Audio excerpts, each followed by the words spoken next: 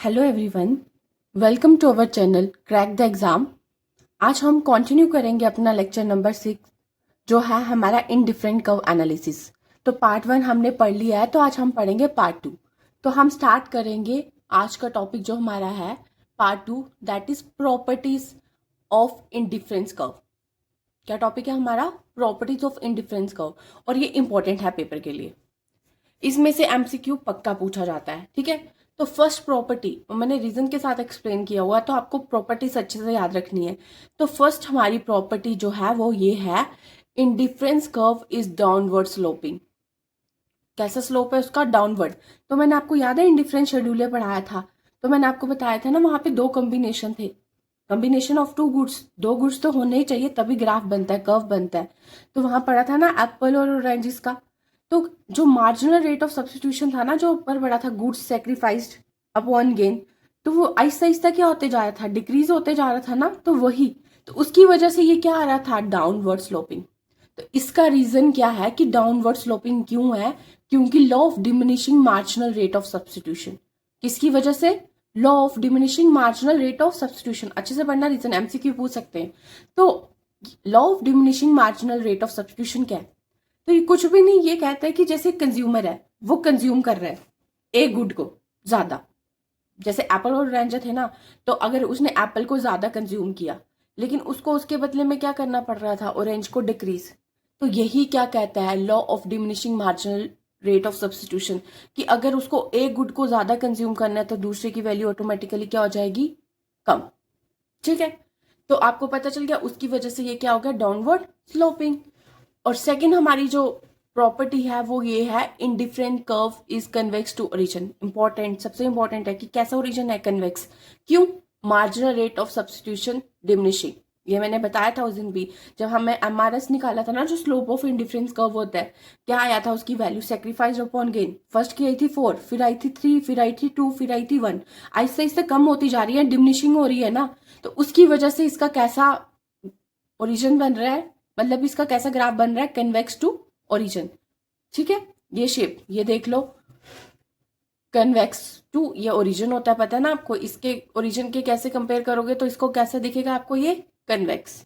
ठीक है, अब हमारा आता है थर्ड प्रॉपर्टी। हमारी थर्ड प्रॉपर्टी जो है ये कहता है, indifference curve never intersect each other. ये देखो इंडिफरेंस कर्व, ये curve number 1, curve number 2, curve number 3। तो ये इन तीनों को जो बोलता है ना, इसको इंडिफरेंस मैप भी बोलते हैं, आगे पढ़ाऊंगी मैं आपको। तो ये आपस में कभी भी एक दूसरे के साथ इंटरसेक्ट नहीं करते। रीजन क्या है? रीजन है कि ये वॉयलेट्स कर देंगे कंसिस्टेंसी को, या फिर अजम्पशन ऑफ नॉन सेटिएशन। मेन तो वॉयलेट्स है कंसिस्टेंसी। क्या मतलब है मैं आपको बताती हूँ उसका, ठीक है, समझाती हूँ। सपोज करो, आपको मैंने बताया था नॉन सेटिएशन का क्या मतलब है। ए बंडल में हमारे पास हैं 2 एप्पल, 3 ऑरेंजेस। बी में बंडल में हमारे पास हैं 3 एप्पल्स और 3 ऑरेंजेस, और मैंने आपको बताया है कि एक को सेम रखना पड़ता है। तो अगर ये दोनों एक दूसरे को इंटरसेक्ट कर रहे हैं, आईसी कर्व्स जो हैं वो इंटरसेक्ट कर रहे हैं, तो उसका क्या मतलब होना चाहिए? कि ए इज इक्वल टू बी। लेकिन आप खुद सोचो, ए और बी एक जैसे हैं, यहाँ पे तो 2 एप्पल है, यहाँ पे क्या है? 3। तो ये कभी भी नहीं हो सकता। ये क्या है? इनकोरेक्ट। ये क्या है? सॉरी, ये क्या है? इनकोरेक्ट। ये कभी भी पॉसिबल नहीं है। तो ये क्या है? यही बता रहा है कि indifference curve never intersect each other, क्योंकि ये वॉयलेट्स क्या कहता है? कंसिस्टेंसी। ठीक है, आगे वाला फोर्थ पॉइंट हमारा, जो फोर्थ प्रॉपर्टी जो है वो ये है, ये higher indifference curve is equal to higher satisfaction. ये देखो, ये हायर कर्व है, तो ये क्या बता रहा है? Higher satisfaction. जितना ऊपर होगा ना उतनी सेटिस्फेक्शन क्या होगी? ज्यादा, क्योंकि यहाँ पे गुड्स की कंजप्शन क्या होगी? ज्यादा। यहाँ पे गुड्स क्या होंगे? ज्यादा। ठीक है, और जो लास्ट प्रॉपर्टी हमारी आती है वो ये है कि indifference curve never touches axis. ये देखो, ये एक्सिस ना, ये एक्स एक्सिस को टच करता है ना ये वाई एक्सिस को टच कर रहा है। क्यों? क्योंकि हमारे पास अजम्पशन है नॉन सेटिएशन की, और कह रहा है कि ऐसा कभी नहीं हो सकता कि हम जीरो क्वांटिटी, अगर देखो अगर उसको एक्स या वाई टच करना है तो एक की क्वांटिटी को जीरो लेना पड़ेगा। तो ऐसा कभी नहीं हो सकता कि zero quantity of one good can not give same satisfaction. अब आप मेरे को खुद बताओ, मैंने आपको बताया ना कि क्या होना चाहिए, कि कंजप्शन दोनों गुड की होनी चाहिए। तो अगर एक जीरो ले लिया तो वो क्या है, गलत हो गया ना। तो कंजप्शन हमें दोनों की लेनी है तभी ग्राफ आएगा। अगर एक की नहीं हुई तो ऑटोमेटिकली ये टच कर लेगा एक एक्सिस को, लेकिन ये अजम्पशन है इसकी कंजप्शन ऑफ टू गुड्स, तो उसकी वजह से ये कभी भी टच नहीं करता एक्सिस को। किसकी वजह से? अजम्पशन ऑफ नॉन सैटिस्फैक्शन, की मोर इज प्रेफर्ड या मोर इज बेटर। मोर है कम नहीं लेकिन ज्यादा, जीरो नहीं, ठीक है। तो ये इसकी 5 प्रॉपर्टी है। तो फर्स्ट प्रॉपर्टी हमारे पास क्या है कि डाउनवर्ड स्लोपिंग है। दूसरी प्रॉपर्टी क्या है? कन्वेक्स टू ओरिजिन है। थर्ड प्रॉपर्टी क्या है कि एक दूसरे के साथ इंटरसेक्ट नहीं करता। 4 क्या है? जितना इंडिफरेंस कर्व ज्यादा होगा उतनी ज्यादा क्या होगी? सेटिस्फेक्शन, ठीक है। और ये कभी भी एक्सिस को टच नहीं करता। तो आगे पढ़ते हैं हम टाइप्स ऑफ इंडिफरेंस कर्व। इसकी भी टाइप्स हैं, इंपॉर्टेंट हैं, जो मैक्सिमम जो भी टीचर्स हैं वो मिस कर देते हैं। तो एमसीक्यू आना आपको, तो आप कोई भी चीज मिस नहीं करना, ठीक है, अच्छे से पढ़ना। तो फर्स्ट हमारी टाइप है परफेक्ट सब्स्टिट्यूट। अगर परफेक्ट सब्स्टिट्यूट है तो हमारा इंडिफरेंस कर्व कैसा आता है? अगर हम नॉर्मल की बात करें तो अभी हमने पढ़ा कन्वेक्स टू ओरिजिन, लेकिन अगर परफेक्ट है, परफेक्ट की एग्जांपल क्या है? टी और कॉफी एक दूसरे के क्या है आपको पता है ना। अगर एक का प्राइस ज्यादा हो जाएगा तो ऑटोमेटिकली कंज्यूमर दूसरे को प्रेफर करेगा, तो इसको कहते हैं परफेक्ट सब्स्टिट्यूट, ठीक है। ये आगे नेक्स्ट वीडियो आएगी ना 2-3 दिन के बाद, तो मैं उसमें ये बताऊंगी कि परफेक्ट क्या होता है। अभी आप सेम मतलब समझो इसमें, ठीक है। तो ये क्या है? जब भी परफेक्ट सब्स्टिट्यूट होंगे तो इंडिफरेंस कर्व कैसा आएगा? Straight line.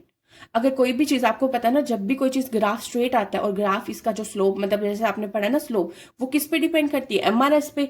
अगर स्ट्रेट लाइन है तो हमेशा कांस्टेंट होता है, ये तो मैथ्स में पढ़ा होगा। जब भी कोई स्ट्रेट लाइन आएगी तो उसका मतलब उसका रीजन क्या होगा? कांस्टेंट। उसकी स्लोप क्या होगी?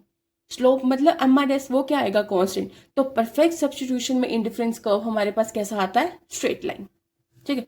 अब आता है हमारे पास परफेक्ट कॉम्प्लीमेंट्स। अब परफेक्ट कॉम्प्लीमेंट्स क्या होते हैं? जैसे हमारे पास शूज, आपको पता है ना शूज, वो तो सब लगाते हो।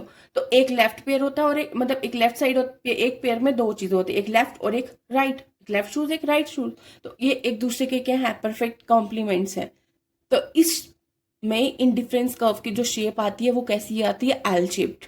और स्लोप रीजन क्या है कि उसमें एल शेप्ड इसलिए आता है क्योंकि जो मार्जिनल रेट ऑफ सब्स्टिट्यूशन है वो 0 होगा या इंफिनिटी होगा, ठीक है। तो परफेक्ट सब्स्टिट्यूट में स्ट्रेट लाइन और परफेक्ट कॉम्प्लीमेंट में एल शेप्ड। और जो नॉर्मल गुड्स जो अभी हमने पढ़ा, डाउनवर्ड होगा या कन्वेक्स होगा। और लास्ट जो हमारी टाइप्स है वो बैड्स या अनवांटेड गुड्स। ये कौन से होते हैं अनवांटेड गुड्स इकोनॉमिक्स में? जैसे कि पोल्यूशन, स्मोक, ये अनवांटेड गुड्स है या इसको बैड्स गुड बोलते हैं, बैड्स इन इकोनॉमिक्स बोलते हैं। तो इसमें जो आईसी कर्व्स आता है उसकी स्लोप कैसी होती है? अपवर्ड। कैसी होगी? अपवर्ड। तो 4 टाइप्स पढ़ी। परफेक्ट सब्स्टिट्यूट का जो हमारे पास इंडिफरेंस कर्व आएगा वो स्ट्रेट लाइन आएगा, परफेक्ट कॉम्प्लीमेंट्स का एल शेप्ड आएगा, और नॉर्मल गुड्स का कन्वेक्स आएगा और डाउनवर्ड स्लोप्स आएगा। और हमारे पास जो बैड गुड्स होंगे या अनवांटेड गुड्स होंगे उनकी जो स्लोप होगी वो अपवर्ड होगी, ठीक है। तो अब मैंने आपको वहां पे ही पढ़ाया था ना इंडिफरेंस मैप, अभी पीछे, तो मैंने कहा आगे जाके पढ़ाती हूँ, ठीक है। तो ये हमारे पास है। तो जब set of many indifference curve on one diagram, ये एक डायग्राम है जिसमें इंडिफरेंस कर्व बहुत सारे बनाए हैं, इस चीज को क्या कहते हैं? इंडिफरेंस मैप, ठीक है। एक डायग्राम में बहुत सारे इंडिफरेंस कर्व बनाए हो तो वो बताता है इंडिफरेंस मैप। तो ये क्या बताता है? कंज्यूमर की प्रेफरेंस। अगर ऊपर वाला ज्यादा है ना तो इसका मतलब क्या है? हायर सेटिस्फेक्शन, उसको ज्यादा सेटिस्फेक्शन मिल रही है। तो ये कम और ये कम, तो इसका मतलब जितना हाईएस्ट होगा, हायर का होगा, उतनी उसको क्या मिलेगी? सेटिस्फेक्शन या यूटिलिटी। इकोनॉमिक्स में यूटिलिटी का मतलब भी क्या होता है? सेटिस्फेक्शन। तो इंडिफरेंस कर्व की वैल्यू थर्ड की ज्यादा, सेकंड, फिर फर्स्ट, ठीक है। पता चल गया ना इंडिफरेंस मैप क्या होता है? जब एक ही डायग्राम में बहुत सारे इंडिफरेंस कर्व बनते हैं उसको क्या कहते हैं? इंडिफरेंस मैप, ठीक है। तो आगे जो है आज हम एमसीक्यू करेंगे, फिर इसके बाद एक ही पार्ट बचेगा इसका, वो है इक्विलिब्रियम। बजट लाइन इक्विलिब्रियम आएगा, बजट लाइन आएगा और इंडिफरेंस इक्विलिब्रियम आएगा, ठीक है। तो वो मैं आपको कल कंप्लीट कराऊंगी, आज थोड़े एमसीक्यू कर लेते हैं। तो इंपॉर्टेंट है एमसीक्यू, कभी भी स्किप नहीं करना। जितनी प्रैक्टिस करोगे उतना ही अच्छा आपका क्या जाएगा? एग्जाम, ठीक है। तो चलो अब हम एमसीक्यू स्टार्ट करते हैं। तो MCQ number 1, indifferent curve slopes downward due to. अभी हमने पढ़ा ना इंडिफरेंस कर्व की स्लोप क्यों होती है? नीचे डाउनवर्ड होती है, क्यों आती है? और आप सबको मैंने सिखाया था क्या रीजन है? Marginal rate of substitution diminish करता है, ठीक है। कोई डाउट होगा तो मुझे कमेंट सेक्शन में पक्का पूछ लेना। फर्स्ट समझ आ गया? तो सेकेंड एमसीक्यू हमारे पास है, two indifference curve cannot intersect. अभी मैंने बताया था दो कभी भी इंटरसेक्ट आपस में नहीं करते, क्यों? आंसर क्या है हमारे पास, जो कंसिस्टेंसी थी वो क्या हो जाती थी, वॉयलेट। पढ़ाया था ना रीजन, तो अच्छे से पढ़ के जाना, ठीक है। और थर्ड हमारा जो एमसीक्यू है अब ये है कि जो शेप है इंडिफरेंस कर्व का, किसके लिए, परफेक्ट कॉम्प्लीमेंट्स। परफेक्ट सब्स्टिट्यूट के लिए straight line, perfect complement shoes की एग्जांपल दी थी लेफ्ट और राइट, उसमें कैसा आया था, एल शेप्ड। तो तीन एमसीक्यूज में कोई डाउट है तो कमेंट सेक्शन में डाल दीजिएगा, ठीक है।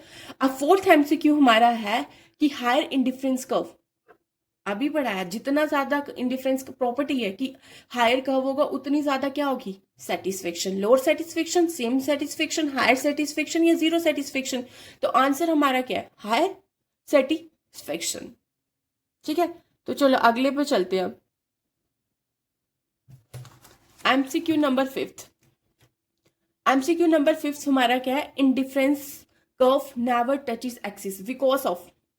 रीजन बताया था, क्या रीजन था, ये कभी भी एक दूसरे को टच, एक्सिस को टच नहीं कर सकता, ना एक्सिस को ना वाई एक्सिस को। क्यों, नॉन सेटिएशन। वो कहता है कि मोर इज बेटर। ये आपको कंसेप्शन दोनों गुड की करनी है, ऐसा नहीं कि एक की। तो ये रीजन है, ठीक है। तो ज्यादा को हम ज्यादा प्रेफर करेंगे ना, तो ये रीजन है, नॉन सेटिएशन। अगर पूछे कि वो आपस में इंटरसेक्ट क्यों नहीं करते, तो रीजन है वॉयलेट्स कंसिस्टेंसी।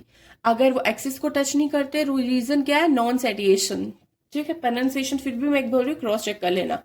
और सिक्स एमसीक्यू हमारे पास है, if two bundles lie on the same indifference curve it means. मैंने आपको उस दिन भी बताया था, ये देखो जैसे मैं भी समझाती हूँ। ये हमारे पास इंडिफरेंस कर्व था, ठीक है। यहाँ पे एप्पल ऑरेंज मुझे याद नहीं है क्या लिया था, कुछ तो लिया था, जो भी है आपने ऐसे करके कॉम्बिनेशन बनाया था। यहाँ पे मैंने सिखाया था ए, यहाँ पे बी आ रहा है, यहाँ पे सी आ रहा है, यहाँ पे क्या आ रहा है, डी। तो मैंने नीचे लिखा था A equal to B equal to C equal to D, यही लिखा था ना, A equal to B equal to C. मतलब एक इंडिफरेंस कर्व है हमारे पास, उसमें जितने भी पॉइंट्स हैं, मतलब bundles, A bundle, B bundle हो चाहे सी हो, ये हमें सब क्या देते हैं, सेम सेटिस्फेक्शन। चाहे एक को हम सेक्रीफाइस कर रहे हैं और एक की वैल्यू को क्या कर रहे हैं, ज्यादा, लेकिन इन डिफरेंस कर्व में जितने भी ये पॉइंट्स, जितने भी ये बंडल आ रहे हैं, वो हमें क्या देते हैं, सेम सेटिस्फेक्शन। तो वही ये बोल रहा है, तो बोथ गिव इक्वल सेटिस्फेक्शन, ठीक है। तो seventh MCQ, indifference curve analysis किस पे बेस्ड है, अभी आपने पढ़ा था, या ऑर्डिनल या कार्डिनल। तो ऑर्डिनल, ये रैंक या ऑर्डर पे बेस्ड है, तो ये किस पे बेस्ड है, ऑर्डिनल यूटिलिटी पे, ठीक है। तो eighth MCQ, and indifference curve represent. Indifference curve क्या रिप्रेजेंट करता है, first different combination giving different satisfaction, same combination giving different satisfaction, different combination giving same satisfaction, या same combination giving same satisfaction. अभी मैंने अभी एक्सप्लेन किया कि वहां पे कॉम्बिनेशन क्या था, different, A bundle, B bundle, same, C bundle, combination क्या थे, डिफरेंट, लेकिन सेटिस्फेक्शन क्या थी, सेम। तो आंसर नंबर सी, ठीक है। तो चलो अब नाइन्थ एमसीक्यू की तरफ चलते हैं। एमसीक्यू नंबर 9, इंडिफरेंस कर्व की जो स्लोप होती है किसके बराबर है, मैंने बताया था मार्जिनल रेट ऑफ सब्स्टिट्यूशन को क्या ही बोलते हैं, इंडिफरेंस कर्व की स्लोप। और इसी पे ग्राफ बेस्ड है, कैसी शेप आएगी वो यही चीजें बताती हैं कि एल शेप, स्ट्रेट लाइन, ये सब, ठीक। और tenth MCQ, which of the following is not an assumption of indifference curve analysis. पहली, कंज्यूमर इज रैशनल, ये तो मैंने पढ़ाया। गुड्स आर डिविजिबल, ये भी बताया कि फ्रैक्शंस में हो सकता है। यूटिलिटी इज कार्डिनल, अभी हमने पढ़ा यूटिलिटी कार्डिनल नहीं होती, कैसी होती है, ऑर्डिनल। तो आंसर ये है, लेकिन फिर भी एक बार देख लेते हैं। फोर्थ क्या है, प्रेफरेंसेस आर ट्रांसिटिव, ये बताया था ना कि ए ग्रेटर देन बी और बी ग्रेटर देन सी, तो आंसर क्या आएगा, ए ग्रेटर देन सी, ये भी पढ़ा था। तो हमारा जो आंसर है वो क्या है, यूटिलिटी इज कार्डिनल, क्योंकि यूटिलिटी कैसी होती है, ऑर्डिनल। तो हमें नॉट पूछा है, तो ये। तो आज का last MCQ, which economist develop in different curve analysis, कौन सा इकोनॉमिस्ट है जिसने ये कर्व को डिवेल्प किया, उसका नाम है हिग्स एंड एल, ठीक है। तो ये थे हमारे एमसीक्यू। तो जो अगली वीडियो आएगी, उस लास्ट वीडियो इस टॉपिक की, उसमें हम पढ़ेंगे बजट लाइन और उसका इक्विलिब्रियम, ठीक है। तो एक बार मैं प्रॉपर्टीज को रिवाइज करवा देती हूँ लास्ट टाइम, तो उसके बाद हम अपना सेशन को ऑफ करते हैं, ठीक है। तो प्रॉपर्टी को रिवाइज कराती हूँ। फर्स्ट प्रॉपर्टी हमारे पास क्या थी कि ये कैसे होता है, कन्वेक्स टू ओरिजिन, ठीक है। तो दूसरी प्रॉपर्टी हमने क्या पढ़ी, कि इंडिफरेंस कर्व आपस में इंटरसेक्ट नहीं करता। थर्ड प्रॉपर्टी हमने क्या पढ़ी कि जितना ज्यादा इंडिफरेंस कर्व हाई होगा उतनी ज्यादा हमें क्या मिलेगी, सेटिस्फेक्शन मिलेगी। और फिर हमने क्या पढ़ा कि ये कभी भी एक्सिस को टच नहीं करता। ठीक है, तो ये हमारे पास क्या थी, इंडिफरेंस कर्व्स की कुछ प्रॉपर्टीज। अगर कोई भी डाउट है तो प्लीज कमेंट सेक्शन में डाल दीजिएगा। Thank you everyone.